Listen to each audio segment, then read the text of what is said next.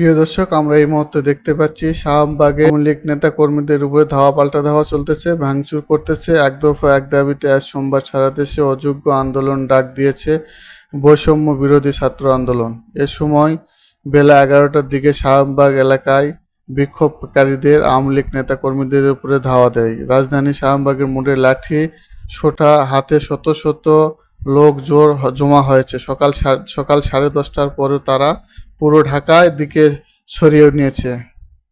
শাহবাগে আসেন। সেই সময় বঙ্গবন্ধু শেখ মুজিবুর বিশ্ববিদ্যালয়ের স্লোগানের সামনের দিকে আওয়ামী লীগ নেতাকর্মীদের স্লোগান দিচ্ছিল। তবে পুনরায় ঢাকার দিকে থেকে আসা মিছিলটি থেকে তাদের ধাওয়া দেওয়া হয়।